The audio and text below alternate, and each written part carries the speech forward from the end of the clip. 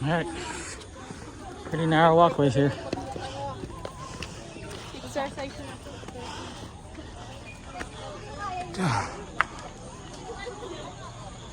I love how there's sparrows flying all around. And the view. That looks like a good drift turn.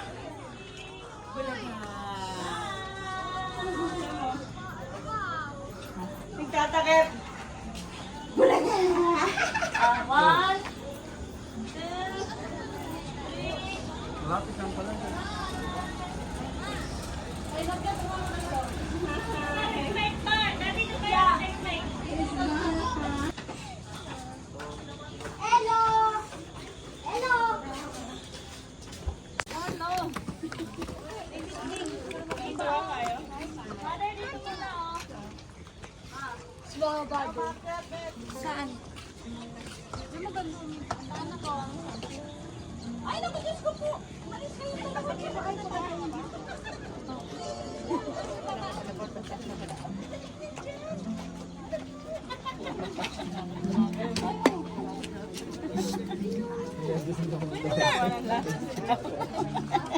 Malaglag eh.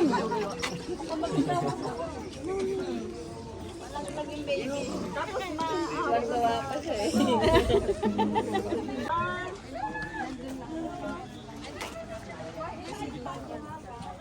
Kasi kung minsan magpapayag ako, doon ang gitara. Yung gitara na. Sorry, excuse me.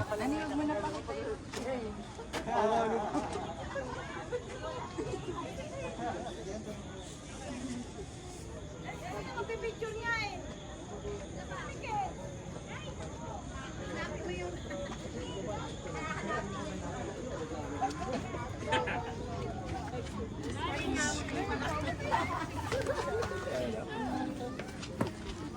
Kitain pala ka.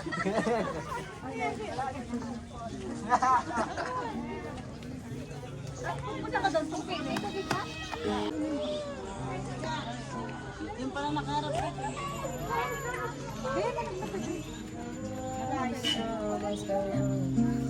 Di maintindihan ang hinihin kung saan sinubukan at ang hilang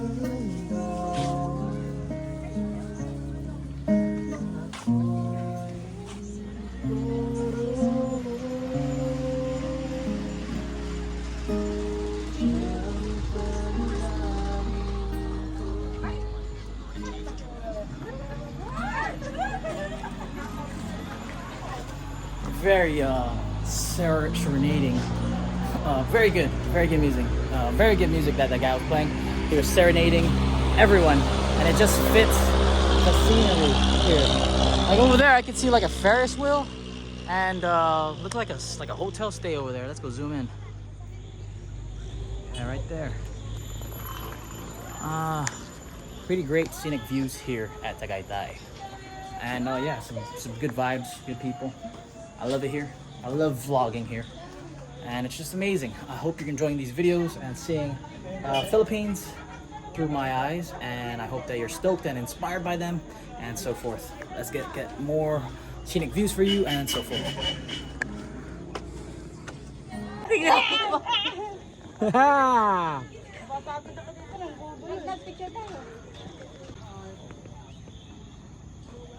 One, two, three. 1, 2, 3. Bupasok sa inong COVID, puta. Jen, just look at me real fast. Just stay around, okay? Smile. That's a video, but you know, it's photograph. Good stuff. All right, so with the 3 hours that I've been here in Tagaytay, maybe 3 or 4 hours, I just want to say it's a very beautiful spot. It's like a Baguio You get these cool skylines of villages or cities or countries or whatever you want to call it. Other places in Philippines. You got this cool skyline of other places in Philippines. And it's pretty cool. It's cold up here. And I like all the birds, the sparrows are just flying around all free and shit. Good stuff. And you got mountain views with lakes and oceans as well as more. Pretty cool. Good stuff. Go.